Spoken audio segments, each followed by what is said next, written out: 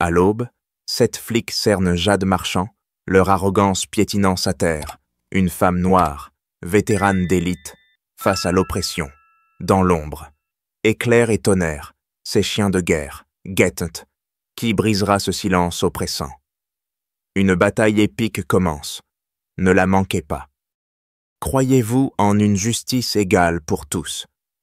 Si oui, commentez le chiffre 9, sinon, mettez un like sur la vidéo. Si vous avez déjà été victime de discrimination au moins une fois dans votre vie, quelle qu'elle soit, partagez votre expérience pour que nous puissions vous écouter. Maintenant, plongeons dans les développements palpitants de cette histoire. Sous le ciel encore pâle de Pine Hollow, en Géorgie, Jade Marchand se tenait au cœur de sa ferme, un refuge qu'elle avait bâti de ses propres mains. Cette femme, ancienne marine d'élite, portait en elle la force d'une tempête contenue, une flamme qui brûlait malgré les ombres d'une société qui ne voyait en elle qu'une couleur de peau. Après 15 ans de service dans les opérations spéciales, décorée pour son courage sous les cieux brûlants d'Afghanistan, Jade avait choisi ce coin de terre, entouré de champs verdoyants et de pins murmurants, pour trouver la paix.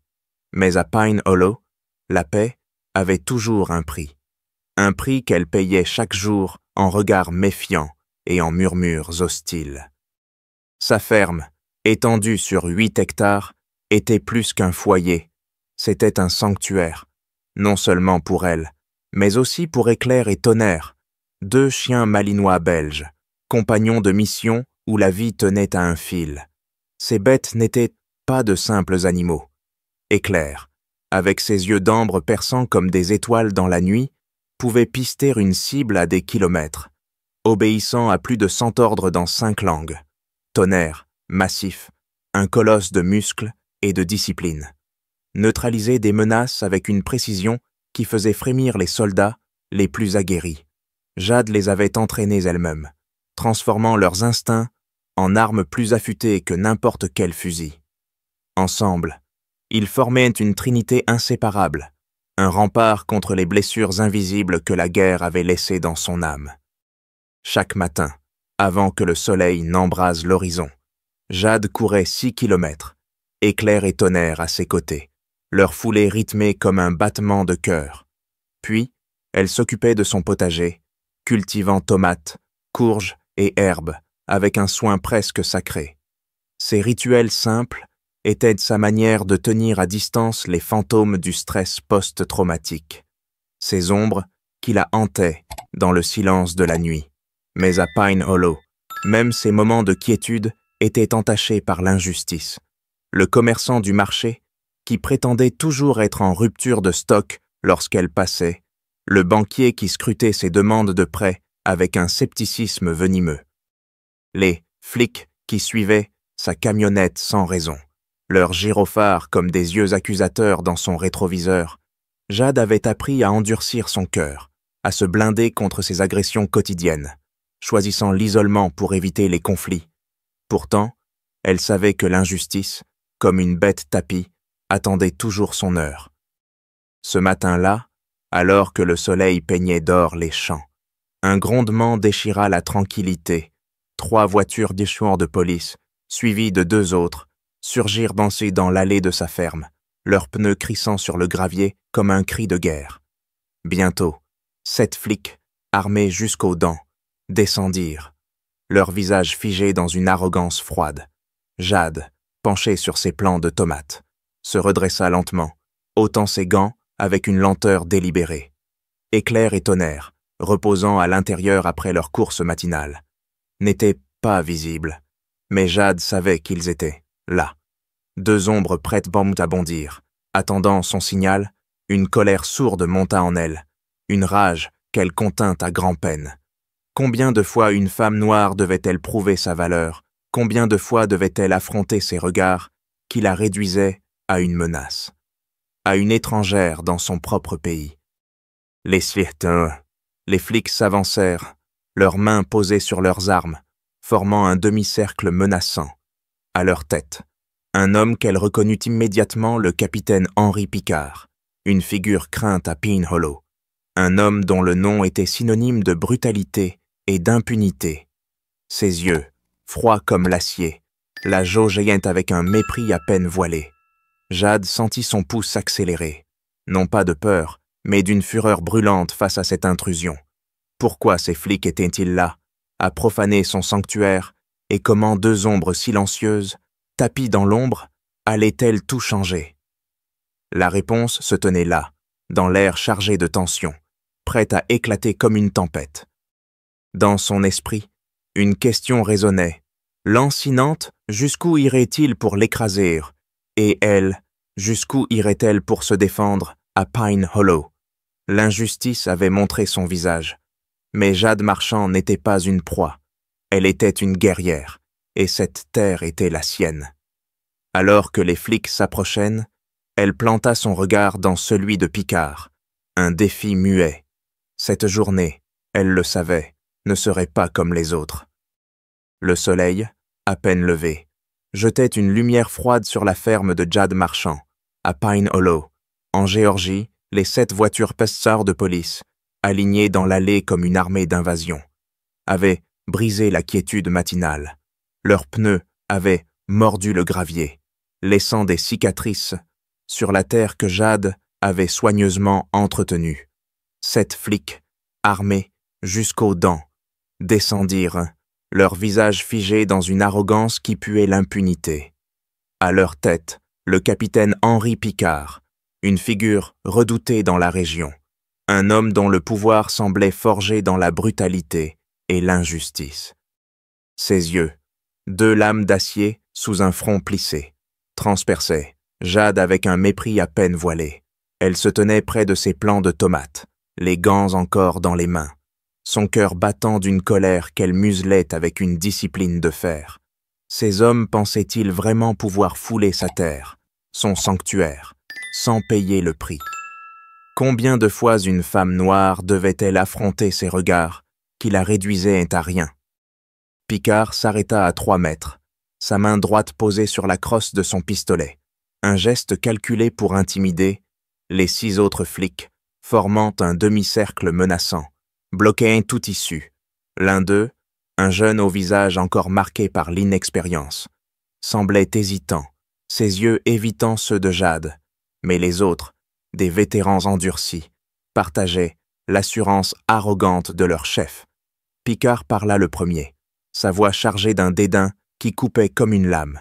« Madame Marchand », lança-t-il, le nom sonnant comme une insulte dans sa bouche. « Nous avons des signalements d'activités illégales sur cette propriété. Vous allez nous laisser fouiller. » Et tout de suite, Jade redressa la tête, son regard planté dans le sien, inflexible. « Des activités illégales, » répéta-t-elle, sa voix calme mais tranchante. « Je cultive des légumes. Capitaine, vous avez une ordonnance pour justifier cette intrusion sur ma terre. » Le mot « ordonnance » fit tressaillir Picard. Ses lèvres se tordirent en un rictus qui trahissait sa fureur. « Une ordonnance » ricana-t-il, sa voix dégoulinant de sarcasme. « On n'a pas besoin de paperasse quand on a des raisons solides. Des plaintes multiples, des allées et venues suspectes à toute heure de la nuit. » Jade sentit une vague de rage l'envahir, une tempête qu'elle contenait à grand-peine. Des plaintes. Quelles plaintes? Les seuls visiteurs qu'elle avait reçus ces dernières semaines étaient un vétérinaire venu soigner Tonnerre et une amie d'enfance passée partager un café. Tous 2 blancs, tous 2 insoupçonnables aux yeux de ces flics. Cette accusation était une farce, une vieille chanson raciste qu'elle avait entendue trop souvent. « Capitaine Picard », répondit-elle, son ton forgé par 15 ans de discipline militaire. « Je respecte la loi, mais vous savez qu'il faut des preuves concrètes pour pénétrer chez quelqu'un. Montrez-moi une ordonnance, ou quittez ma propriété, toute de suite. » Le visage de Picard s'assombrit, ses narines frémissant comme celles d'un taureau prêt à charger. Il n'était pas habitué à être défié, encore moins par une femme noire qui osait lui tenir tête avec une telle assurance. Sans un mot, il fit un signe à ses hommes. 2 d'entre eux s'avancèrent vers le potager, leurs bottes écrasant les plants de courge avec une brutalité qui n'avait rien d'accidentel. Un troisième renversa une caisse de tomates fraîchement cueillies. Les fruits éclatèrent au sol comme des blessures saignantes. Jade sentit son sang bouillir, chaque acte de vandalisme attisant la fureur en elle. Ces gestes n'étaient pas une fouille, c'était une provocation, un message clair ici. Tu n'es rien. Elle serra les poings, luttant contre l'envie de hurler les mots de son grand-père, un vétéran de la guerre de Corée, résonnaient dans sa tête, ne leur donne pas la colère qu'ils veulent. Jade, il la cherche pour t'anéantir. Picard s'approcha encore, envahissant son espace personnel, son souffle presque palpable. Les gens comme toi croient toujours qu'ils sont au-dessus des lois, murmura-t-il, assez bas pour que ces hommes n'entendent pas. Ton passé de marine ne change rien à ce que tu es, rageux. Le mot rageux, craché comme un venin, portait tout le poids de son racisme. Jade sentit une fureur incandescente la parcourir, une tempête prête à tout balayer. Mais son visage resta de marbre, forgé par des années à affronter des ennemis bien plus dangereux que cet homme. Ici, sur sa terre, elle ne plierait pas. « Capitaine, » répondit-elle, sa voix d'un calme glacial, « si vous avez des accusations, mettez-les sur la table. Sinon, vos paroles ne sont que du vent, et ce vent pue l'injustice. » Un ricanement rauque échappa à Picard. « Du vent, on va voir ça. » Il se tourna vers ses hommes, son ton plus dur. « Fouillez le hangar et les abords. Bougez. » Maintenant, 3 flics s'élancèrent vers le hangar à outils, leurs gestes brusques faisant voler des pelles et des râteaux. Un autre écrasa un plant de basilic sous sa botte, un sourire narquois aux lèvres.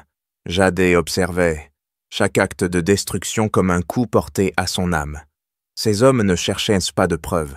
Ils voulaient te la pousser à bout, la faire craquer pour justifier une arrestation. Parmi eux, le jeune flic, Antoine Bisset, restait en retrait, son malaise évident. Ses yeux croisèrent en ceux de Jade, et elle y lut une lueur de doute, une fissure dans l'unité de cette meute arrogante. Picard revint à la charge, son ton plus agressif, comme s'il sentait la victoire à portée de main. « Tu penses que ta ferme est un château imprenable. Mais ici, c'est nous qui décidons. » Jade le fixa, son regard comme un miroir renvoyant sa propre petitesse. « Ce n'est pas un château. Capitaine, » répondit-elle, sa voix portant une autorité qui fit vaciller l'assurance de Picard, ne serait-ce qu'un instant. « C'est ma maison, ma terre, et vous n'y entrez pas sans mandat. » Sa réponse, claire et inébranlable, sembla suspendre l'air autour d'eux. Mais Picard se reprit vite, un sourire mauvais aux lèvres. « On verra combien de temps tu joues la maligne. Rageux, » cracha-t-il à nouveau. Le mot comme une gifle, Jade ne broncha pas, mais chaque fibre de son être hurlait de révolte. Combien de fois devrait-elle endurer ces insultes, ces regards qui la réduisaient à une caricature? Combien de fois l'injustice viendrait-elle frapper à sa porte, déguisée en uniforme? Les flics continuaient leur saccage, leur rire résonnant comme des coups de fouet dans l'air matinal. Un autre plant de courge fut piétiné, une planche du potager brisée sous un coup de pied gratuit. Jade, immobile, sentait la tension monter, un fil prêt à se rompre. Éclair et tonnerre, tapis dans la maison, attendaient son signal, mais elle savait que l'heure n'était pas encore venue. Pas par peur, mais par stratégie. Elle avait appris, sur les champs de bataille, que la patience était une arme. Ces flics voulaient sa colère, son explosion, pour la piéger. Mais Jade Marchand n'était pas une proie, elle était une guerrière, et cette terre était son domaine. Comment allait-elle répondre à cette injustice flagrante, à cette tentative de l'écraser sous le poids de leur pouvoir? La réponse se tenait là, dans l'air chargé de menaces, prête à éclater comme une tempête. Picard, croyant avoir l'avantage, fit un pas de plus, son sourire narquois trahissant son ignorance.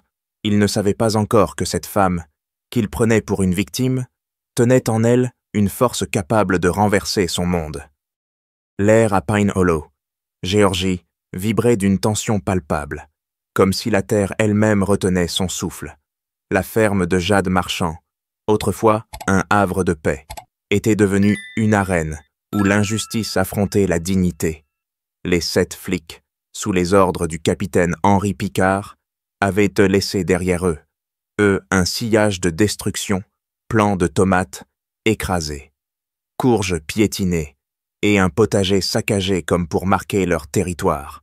Picard, planté à 3 mètres de Jade, venait de cracher son insulte raciste, son sourire narquois trahissant sa certitude de dominer.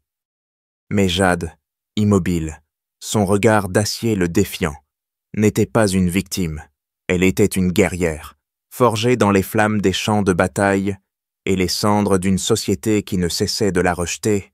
Combien de fois ces hommes pensaient-ils pouvoir l'humilier sans conséquence? Qui tenait vraiment les rênes dans ce duel où l'arrogance se heurtait à la résilience? Picard, impatient de briser sa résistance, leva la main pour donner un ordre. « On entre dans la maison. Maintenant, » aboya-t-il. Sa voix résonnant avec une autorité qu'il croyait incontestable. « Vous n'avez aucun droit de nous bloquer. » 2 de ces hommes s'avancèrent vers le porche, leurs bottes claquant sur les marches en bois, leurs mains posées sur leurs pistolets, prêts à enfoncer la porte. Les 4 autres, formant toujours un demi-cercle menaçant, surveillaient Jade, attendant une réaction qu'il pourrait utiliser contre elle. Elle sentit son cœur s'emballer, non pas de peur, mais d'une fureur qui bouillonnait comme un volcan sur le point d'entrer en éruption. Ces flics voulaient envahir son foyer, profaner le dernier rempart de sa tranquillité. Elle avait exigé une ordonnance, invoqué ses droits, mais ils balayaient tant la loi comme on chasse une mouche. C'était une violation, un affront à tout ce pourquoi elle avait combattu, des déserts d'Afghanistan aux rues hostiles de Pine Hollow. Pourtant, Jade n'était pas seule. Dans l'ombre de la maison, Éclair et Tonnerre, ses chiens malinois belges, attendaient, de beaux éclairs prêts à foudroyer.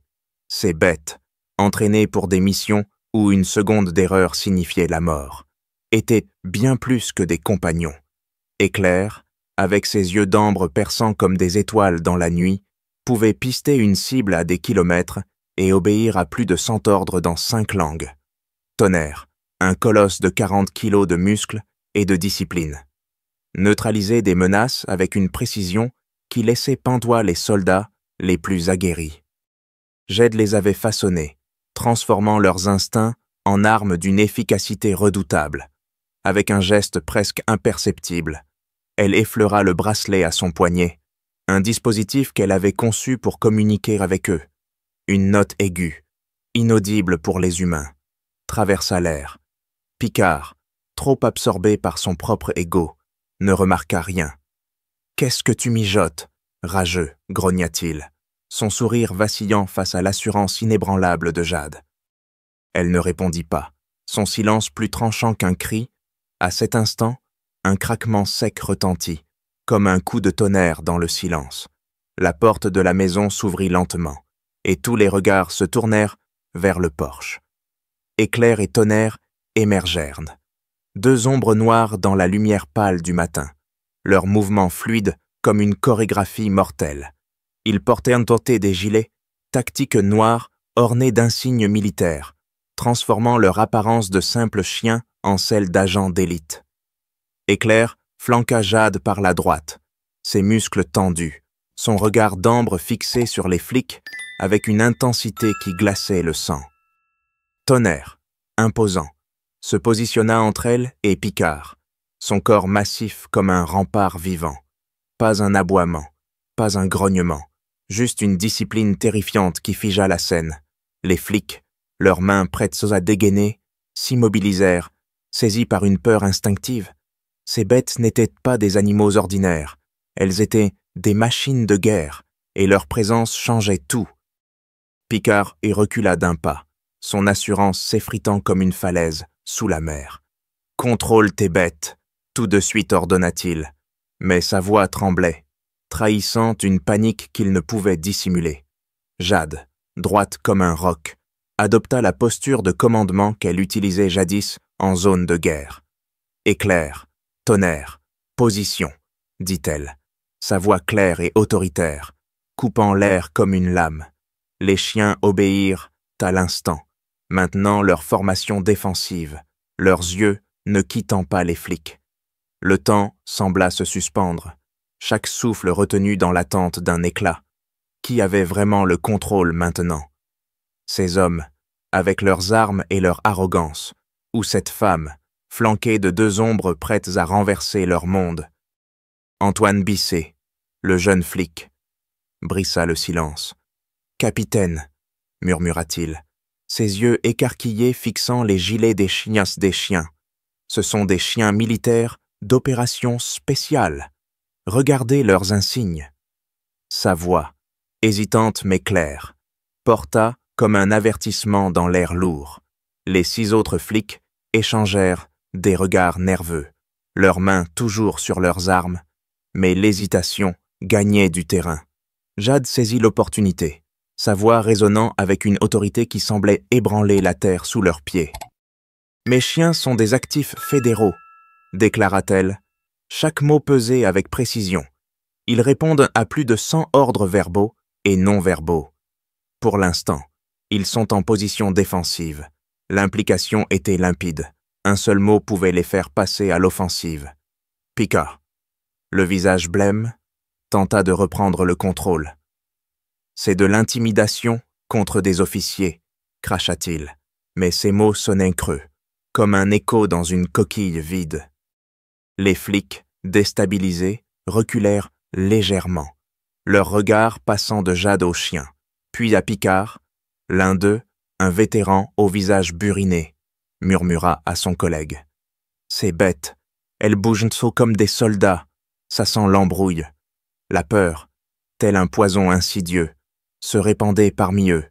Jade, immobile, sentait la balance du pouvoir basculer. Ces hommes, qui l'avaient traitée comme une moins que rien, voyaient maintenant la vérité, elle n'était pas une victime. Elle était une force. Et ces chiens, 2 éclairs dans la tempête, étaient son arme. Mais elle choisissait encore la retenue, une leçon apprise dans les nuits, sans sommeil des zones de guerre. La patience était une stratégie, et elle savait que ce moment n'était qu'un prélude. Bisset, toujours en retrait, semblait lutter avec sa conscience. Ses yeux, fixés sur Jade, portaient une lueur de respect, mêlée de honte. « Capitaine, » insista-t-il, plus fort, « on n'a pas d'ordonnance. Ce qu'on fait ici, c'est pas légal. » Sa voix tremblait, mais son audace perça le silence, comme une fissure dans un mur de pierre. Picard lui lança un regard assassin, ses lèvres pincées. « Ferme-la !» Bisset aboya-t-il. « Tu veux finir à nettoyer les égouts ?» Mais l'intervention du jeune flic avait semé le doute parmi les autres. Jade le nota, son esprit affûté par des années de stratégie militaire. Cette fissure, si petite soit-elle, était une brèche qu'elle pourrait exploiter. Picard, sentant la situation lui échapper, tenta une dernière provocation. « Tu crois que tes chiens vont te sauver ?» Rageux, grogna-t-il. Le mot raciste crachait comme une ultime tentative de reprendre l'ascendant. Jade ne scia pas. Ses yeux, 2 braises ardentes, le fixaient sans fléchir. « Capitaine, » répondit-elle, sa voix un mélange de calme et de défi. « Ce ne sont pas mes chiens qui vous feront tomber, ce sera votre propre injustice. » Chaque mot, précis comme une flèche, semblait percer l'armure d'arrogance de Picard. Les flics, figés, attendaient un ordre, mais l'autorité de leur chef s'effritait face à la présence implacable de Jade et de ses chiens. L'air vibrait encore, un fil prêt à se rompre. Les flics allaient-ils reculer ou la situation allait-elle exploser comme une poudrière Jade, flanquée d'éclairs et de tonnerre, tenait le destin de ce moment entre ses mains. Elle savait que chaque geste, chaque parole pouvait changer la donne, mais elle savait aussi que cette confrontation n'était que le début. Ces hommes, avec leur pouvoir usurpé, n'abandonnerait pas si facilement. Et elle, avec sa force et ses alliés silencieux, était prête à riposter. La tempête approchait, et Pine Hollow en serait l'épicentre. Combien de temps encore pourraient-ils nier la vérité que l'injustice, lorsqu'elle rencontre la résilience, ne peut que s'effondrer? La tension à Pine Hollow, Géorgie, pesait comme un orage prêt à éclater. La ferme de Jade Marchand, théâtre d'une injustice criante, vibrait encore de l'apparition d'éclairs et de tonnerres.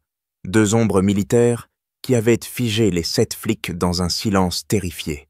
Le capitaine Henri Picard, son arrogance ébranlée par ses bêtes d'élite, luttait pour reprendre le contrôle, son visage blême trahissant une peur qu'il refusait d'admettre. Jade, flanquée de ses chiens, se tenait droite, une guerrière face à une meute qui croyait encore pouvoir l'écraser. Mais l'équilibre du pouvoir vacillait, et un nouveau souffle allait bientôt changer la donne. Comment la vérité pouvait-elle rester cachée quand l'injustice hurlait si fort, et qui oserait encore défier une femme dont la force semblait défier les lois de l'oppression? Picard, les lèvres pincées, tenta de réaffirmer son autorité. « On entre dans cette maison. »« Point final » cracha-t-il, sa voix tremblante masquée par un ton autoritaire. Ces hommes, encore secoués par la présence des chiens, hésitaient, leurs regards passant d'éclairs et tonnerres à leur chef. 2 flics, toujours postés près du porche, firent un pas en avant, mais leur mouvement manquait de conviction. Jade, immobile, son regard brûlant fixé sur Picard, répondit avec une froideur tranchante. « Capitaine, vous savez que c'est illégal. Sans ordonnance, vous violez la Constitution que j'ai juré de défendre. Montrez-moi un mandat, ou partez. » Sa voix, forgée par 15 ans de discipline militaire, portait une autorité qui semblait ébranler l'air lui-même. Picard, furieux, ouvrit la bouche pour répliquer, mais un bruit inattendu coupa son élan. Un crissement de pneus résonna dans l'allée. Une camionnette blanche, ornée du logo de la chaîne locale Canal 5, s'arrêta à l'entrée de la ferme. Marie Lefebvre, une journaliste connue pour ses enquêtes sans compromis, descendit, une caméra sur l'épaule. « Bonjour » lança-t-elle, sa voix claire perçant la tension. « Canal 5, nous avons reçu un signalement d'activité policière chez une vétérane. Que se passe-t-il ici ?» Sa présence, comme un rayon de lumière dans une pièce obscure, changea l'atmosphère. Les flics, pris au dépourvu, échangèrent des regards nerveux. Jadad, saisissant l'opportunité, sentit une lueur d'espoir s'allumer en elle. La vérité, toujours la vérité, allait-elle enfin trouver un écho? Picard pivota vers Marie, son visage rouge de colère. « C'est une enquête active », aboya-t-il. « Vous n'avez rien à faire ici.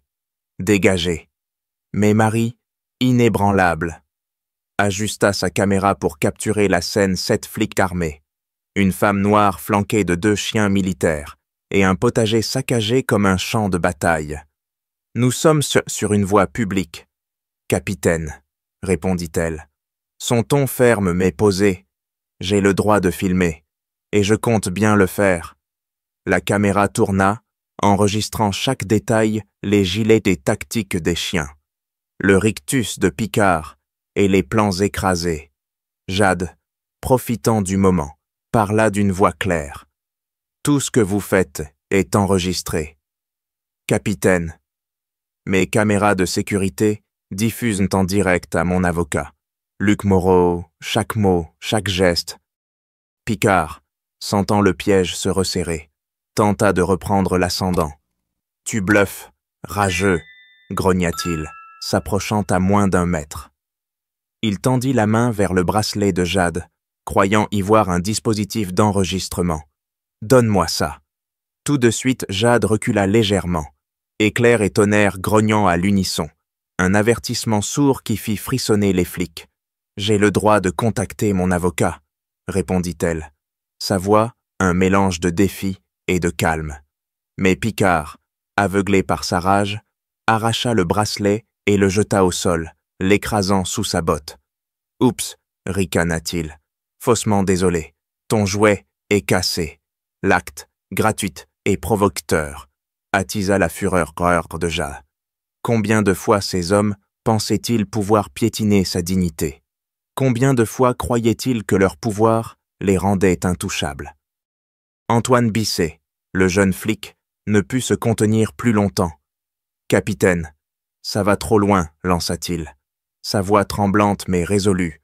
On n'a pas d'ordonnance, pas de preuves. Ce qu'on fait est illégal. » Ces mots, comme une fissure dans un barrage, firent vaciller l'unité des flics. Les autres, déstabilisés, échangèrent des regards incertains. Picard tourna la tête, ses yeux lançant des éclairs. « Tais-toi » Bisset hurla-t-il. « Tu veux perdre ton badge, mais Bisset, malgré sa peur. Tiens bon, on est 7 contre une femme, sans mandat. C'est nous qui violons la loi ici. » Sa prise de position, audacieuse et inattendue, sembla suspendre le temps. Jade, observant la scène, sentit une lueur d'espoir grandir. La vérité, comme une flamme, commençait à percer l'obscurité. Marie. Lefebvre, caméra toujours en marche, s'approcha, capturant chaque mot. « Capitaine Picard » lança-t-elle. « Voulez-vous expliquer pourquoi vous fouillez une propriété privée sans mandat? Votre comportement semble discutable. » Picard, acculé, tenta de bloquer la caméra avec sa main. « Dégagez, ou je vous fais arrêter pour entrave, cracha-t-il. Mais Marie, imperturbable, continua de filmer. Les téléspectateurs jugeront. « Capitaine, la vérité ne se cache pas. » Ces mots, comme une lame, semblaient couper l'arrogance de Picard. Les flics, sentant le regard du public à travers l'objectif, perdirent en cire de leur assurance. L'un d'eux, un vétéran, murmura à son collègue. « Ça sent l'embrouille, on va finir dans les journaux. » Jade, immobile, sentit la balance du pouvoir basculer davantage. La présence de Marie, la rébellion de Bisset et la menace silencieuse d'éclairs et de tonnerre formaient un rempart contre l'injustice. Mais Picard, comme une bête blessée, refusait de céder. « Tu penses que tes caméras et tes chiens vont te sauver ?» grogna-t-il, sa voix tremblante de rage. « Ce n'est pas fini. » Rageux, Jade, sans fléchir, répondit avec une froideur implacable. « Ce n'est pas moi qui ai besoin d'être sauvé. Capitaine, c'est vous. » Chaque mot, pesé avec précision, semblait percer son armure. La caméra de Marie, toujours braquée, amplifiait chaque seconde de ce duel. L'air vibrait encore, un fil tendu à l'extrême. La presse allait-elle changer la donne? Ou Picard allait-il pousser plus loin son abus de pouvoir? Jade, flanqué de ses chiens, savait que ce moment n'était qu'une étape. Ces flics, avec leur arrogance et leur mépris, n'abandonneraient pas si facilement. Mais la vérité, désormais exposée, prenait racine.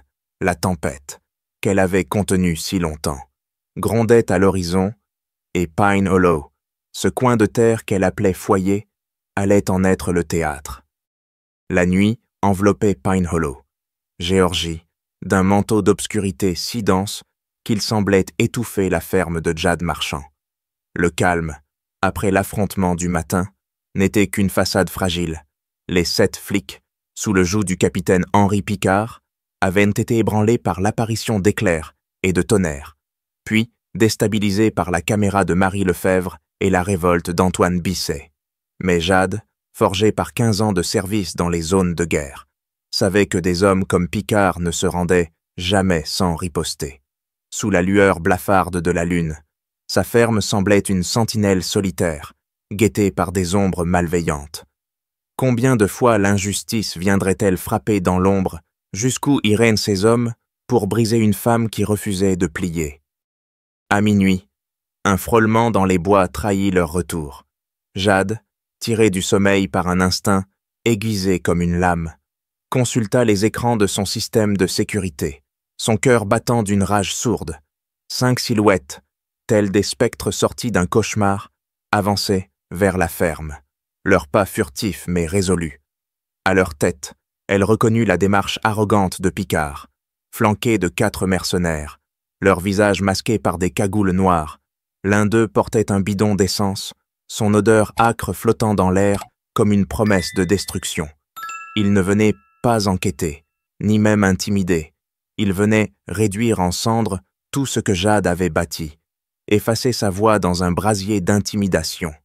Une fureur incandescente monta en elle, un volcan prêt à tout engloutir. « Ils pensent pouvoir me détruire », murmura-t-elle, les dents serrées, ses yeux brillants d'une détermination farouche. « Pas ce soir, pas sur ma terre. » Éclair et tonnerre, tapis dans l'ombre de la maison, sentirent la tension de leur maîtresse.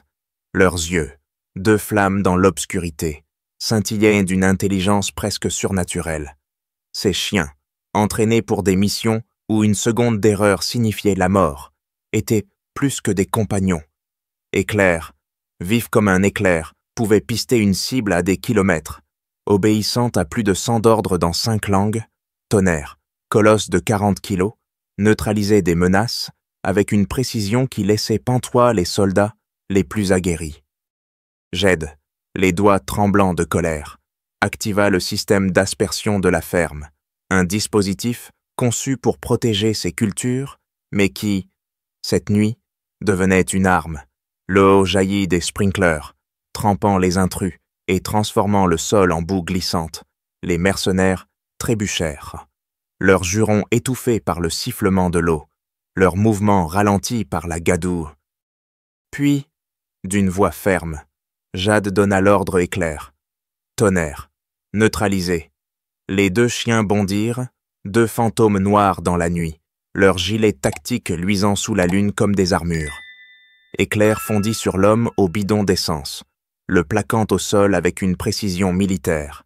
Le bidon roula dans l'herbe, son contenu se répandant en une flaque stérile, l'odeur âcre s'évanouissant dans l'air humide. Tonnerre, massif et implacable, se dressa devant Picard, un grognement sourd vibrant dans sa gorge, un avertissement clair, un pas de plus. Et tout était fini. Les mercenaires, pris au dépourvu, dégainèrent leurs armes, mais la rapidité des chiens les dépassa. Éclair désarma un homme d'un coup de mâchoire précis, envoyant son pistolet voler dans l'obscurité. Tonnerre, d'un bond, neutralisa un autre, le clouant au sol sous son poids, de fer. Les 3 autres, trempés et paniqués, reculèrent, leurs cris noyés par le chaos des sprinklers. Picard, figé, tenta de reprendre le contrôle. « Arrêtez ces maudites bêtes » hurla-t-il, sa voix brisée par une peur qu'il ne pouvait plus masquer. Mais Jade, émergeant de l'ombre, sa silhouette éclairée par la lune comme une statue de justice, répondit avec une froideur tranchante. « Ce n'est pas moi qui viole la loi.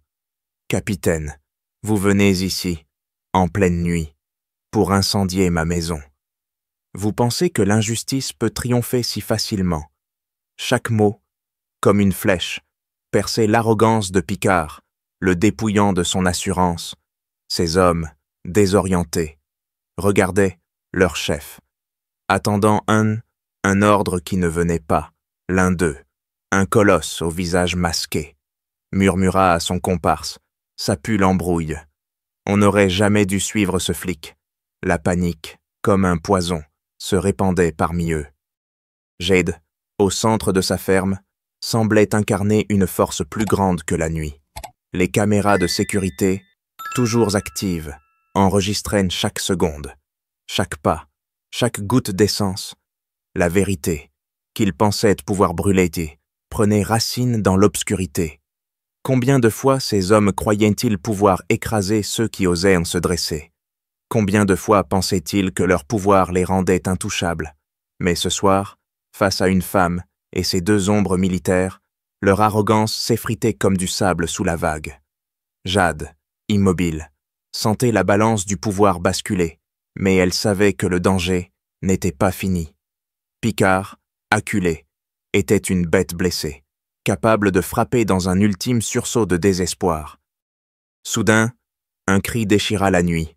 Antoine Bisset, le jeune flic qui avait défié Picard le matin, surgit des bois, boitant, une entaille sanglante barrant son visage. « Capitaine, arrêtez !» hurla-t-il.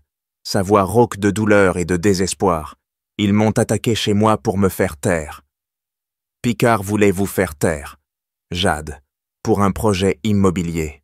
Ces mots, comme un coup de tonnerre, révélèrent l'ampleur de l'injustice. Un projet immobilier, une conspiration pour chasser les propriétaires minoritaires de Pine Hollow, un plan où l'incendie de la ferme de Jade n'était qu'une étape.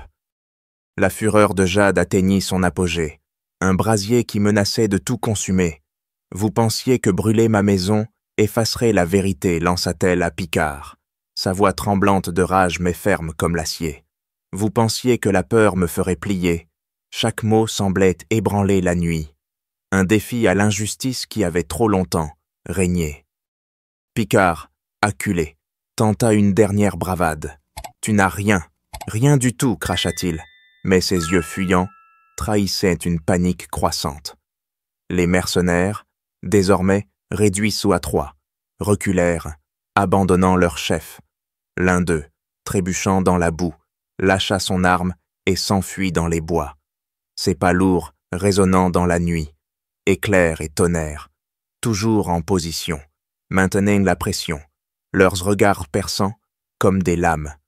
Bissé, appuyé contre un arbre, respirait difficilement, son sang gouttant dans l'herbe, mais ses yeux brillaient d'une détermination nouvelle. Jade, immobile, sentit une lueur d'espoir percer sa colère. Les caméras, les chiens. Et ce jeune flic, brisé mais debout, formait un rempart contre l'injustice. Mais la nuit n'avait pas livré tous ses secrets. Picard, comme une bête aux abois, cherchait encore une faille, un dernier coup à porter.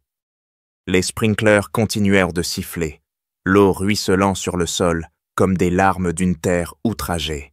Jade, au cœur de sa ferme, savait que ce moment était un tournant.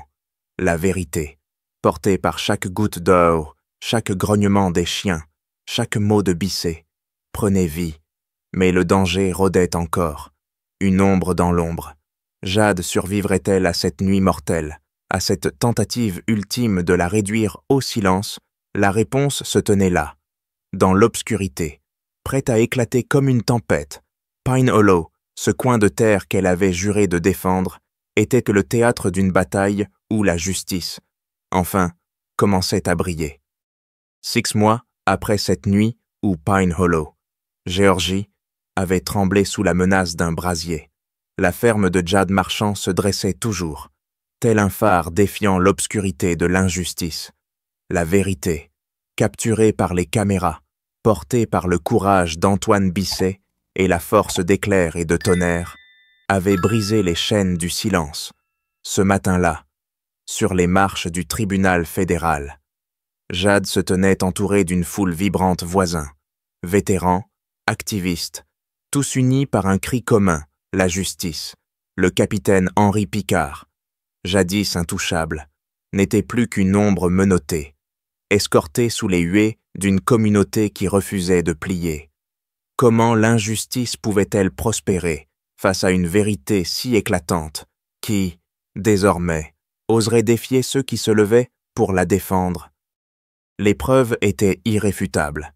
Les enregistrements des caméras de Jade, montrant Picard et ses 5 mercenaires tentant d'incendier sa ferme, avaient enflammé les chaînes nationales. Les images des sprinklers trempant les intrus, d'éclairs et de tonnerres neutralisant les assaillants avec une précision militaire, et de Bissé, ensanglanté mais résolu, révélant le complot immobilier, avaient secoué Pine Hollow.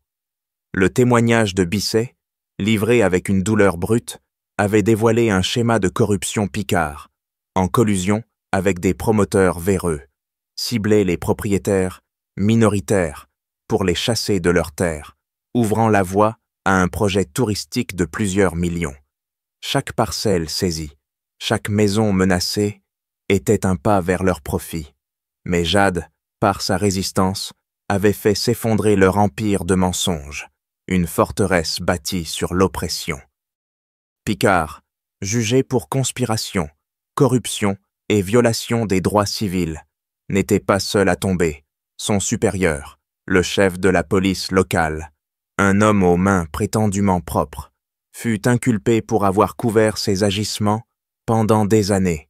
Les 3 mercenaires capturés cette nuit-là, abandonnés par leurs complices, avaient négocié leur peine en échange de révélations accablantes, livrant des noms, des dates, des contrats. Les journaux titraient « Pine Hollow, la fin d'un règne de terreur ». Jade, au cœur de ce tourbillon, restait humble, son regard porté non vers la vengeance, mais vers un horizon de changement. La justice, comme une lumière perçant les ténèbres, avait triomphé, mais elle savait que ce n'était qu'un premier pas. Sur les marches du tribunal, Jade prit la parole, sa voix claire résonnant comme un appel à l'unité.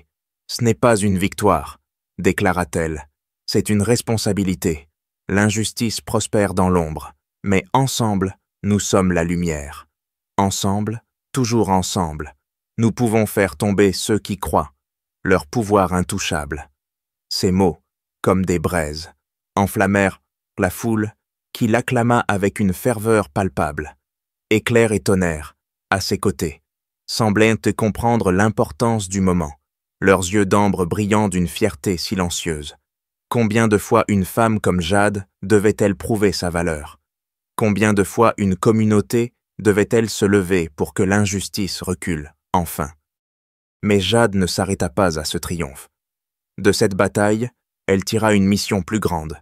Elle fonda Vétérans pour la justice, une ONG dédiée à protéger les communautés vulnérables contre les abus de pouvoir. Des anciens combattants, inspirés par son courage, rejoignirent le mouvement, apportant leur discipline et leur détermination. L'organisation devint un rempart, offrant aide juridique, formation à la sécurité, et un réseau de solidarité qui s'étendait bien au-delà de Pine Hollow. Jade lança également un programme de dressage de chiens pour les vétérans souffrant de stress post-traumatique, transformant des animaux en compagnons thérapeutiques. Chaque chien, comme éclair et tonnerre, devenait un symbole de résilience, un pont entre les blessures bessantes du passé et l'espoir d'un avenir meilleur. Les séances de formation, tenues dans sa ferme, résonnaient de rire et d'espoir. Un contraste saisissant avec les nuits de peur qu'elle avait traversées. À Pine Hollow, le changement était tangible. Les habitants, jadis divisés par la peur, se rassemblaient pour reconstruire. Le marché local, où Jade avait essuyé tant de refus, affichait désormais ses légumes avec fierté. Un acte de réconciliation discret mais profond. Les enfants du quartier, fascinés par éclairs et tonnerre, venaient écouter les histoires de Jade, apprenant que le courage pouvait changer le monde. Même Bissé, rétabli de ses blessures, trouva sa place dans cette communauté renaissante, refusant de retourner sous l'uniforme d'une police corrompue.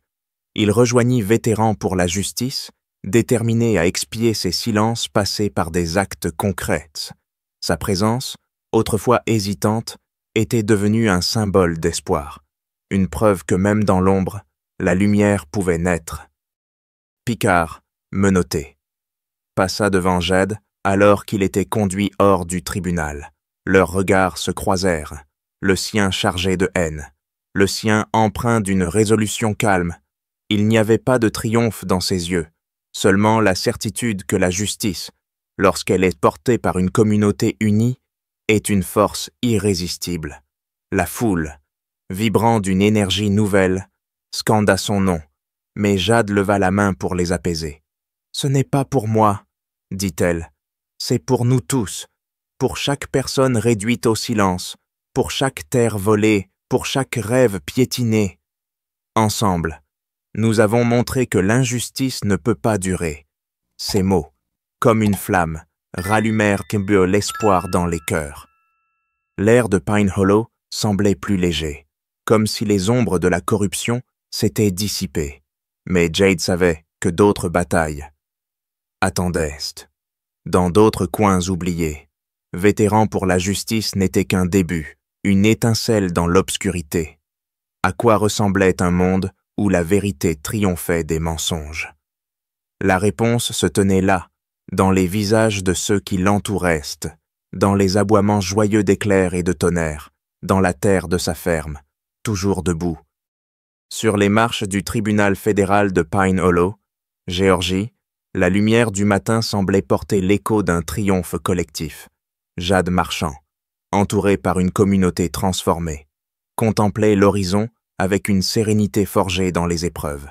6 mois après cette nuit où sa ferme avait failli brûler sous les flammes de l'injustice, la vérité avait prévalu, portée par le courage d'Antoine Bisset, la force d'éclair et de tonnerre, et l'unité d'un peuple qui refusait de se taire.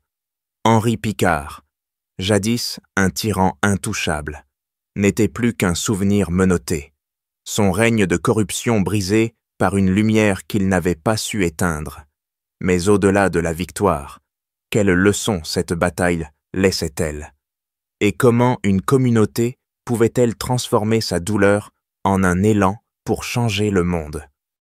L'histoire de Jade n'était pas celle d'une héroïne solitaire, mais d'une femme soutenue par ceux qui croyaient en la justice. Chaque épreuve, l'intrusion des 7 flics, les insultes racistes, la tentative d'incendie avait révélé une vérité universelle: l'injustice prospère dans le silence, mais s'effondre face à la solidarité. Pine Hollow, jadis un lieu de division et de peur, était devenu un symbole d'espoir. Les habitants, autrefois intimidés, partageaient désormais leurs récoltes au marché. Leurs enfants jouaient ensemble et leurs voix s'élevaient sans crainte. Cette transformation n'était pas un hasard, mais le fruit d'un courage collectif, d'une volonté de dire « assez, ça suffit ». À quoi ressemblait une société où chacun osait défier l'oppression Jade, par son exemple, montrait le chemin. Cette leçon, Jade la portait comme un flambeau. Elle rappelait que la justice n'était pas un don du ciel, mais une conquête, arrachée par ceux qui refusaient de plier. Chaque caméra allumée, chaque témoignage livré, chaque pas d'éclair et de tonnerre était une arme contre l'injustice. Mais surtout, c'était que la communauté, ces visages anonymes qui avaient scandé son nom, ces mains qui avaient reconstruit sa ferme, qui avaient fait la différence. Combien de fois l'injustice avait-elle tenté de la réduire au silence?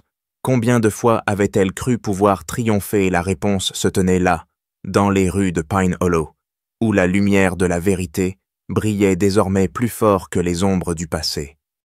Pourtant, Jade insistait sur une vérité essentielle. Cette histoire était une fiction éducative, conçue pour inspirer et non pour attaquer quiconque. Elle visait à montrer que l'injustice, sous toutes ses formes, pouvait être défiée par le courage et l'unité. Elle n'était pas une accusation contre un individu ou une institution, mais un miroir tendu à la société, une invitation à réfléchir.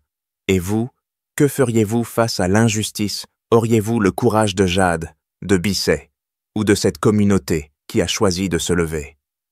Ces questions, posées avec une douceur ferme, résonnaient comme un appel à l'action, un défi lancé à chaque cœur qui écoutait. Jade, par ses actes, avait transformé Pine Hollow, mais elle savait que le monde, au-delà, attendait ses propres héros. Elle invita la foule à agir, à ne pas laisser l'histoire s'arrêter là. Laissez un commentaire, partagez cette histoire, et abonnez-vous pour illuminer les ombres ensemble, lança-t-elle, sa voix vibrante d'espoir. Dites-nous d'où vous nous écoutez, et si vous avez déjà défié une injustice, racontez-nous votre histoire. Chaque like, chaque partage, chaque inscription est une étincelle qui peut allumer un feu de changement. Ces mots, comme une flamme, invitaient un chacun à devenir un acteur de la justice, à rejoindre un mouvement plus grand que soi. La ferme de Jade, avec ses 8 hectares de terre fertile, était devenue un symbole vivant. Les plants de tomates, jadis piétinés, donnaient maintenant des fruits gorgés de soleil, éclairs et tonnerre, toujours vigilants, trottant joyeusement parmi les enfants qui visitaient, leurs aboiements résonnant comme des rires. Pine Hollow n'était plus un lieu de peur, mais un foyer d'espoir, un rappel que l'injustice, lorsqu'elle rencontre la résilience, ne peut que s'incliner. À quoi ressemblait un monde où chacun portait une lumière? La réponse se tenait là, dans les regards de ceux qui entouraient Jade, dans les racines de sa ferme, dans l'écho de ses mots. Alors que le soleil montait dans le ciel, Jade leva les yeux. Son cœur empli d'une certitude, la justice n'était pas une fin, mais un commencement. Chaque pas, chaque voix, chaque acte de courage était une graine plantée pour un avenir meilleur. Et vous, seriez-vous prêt à semer la vôtre, Pine Hollow? Cette terre qu'elle avait défendue contre vent et marée portait désormais un message universel ensemble, toujours ensemble. La lumière triomphe des ténèbres. L'histoire de Jade Marchand à Pine Hollow nous enseigne une vérité intemporelle face à l'injustice. La solidarité et le courage sont des armes invincibles. Dans un monde où la discrimination divise encore, cette fable montre que l'unité peut transformer la douleur en espoir, la peur en résilience. Chaque voix qui s'élève, chaque main tendue est une lumière dans l'obscurité. Cette histoire est une œuvre fictive créée à des fins éducatives et de divertissement. Elle ne vise à critiquer ni à attaquer aucun individu, groupe ou organisation. Toute ressemblance avec des personnes ou des événements réels est purement fortuite. Cette histoire vous a-t-elle touché ou inspiré? Laissez un commentaire, aimez, partagez et abonnez-vous à notre chaîne. Histoire de justice sociale pour découvrir d'autres récits qui donnent voix à l'espoir et à la justice. Votre soutien fait résonner ces histoires plus loin.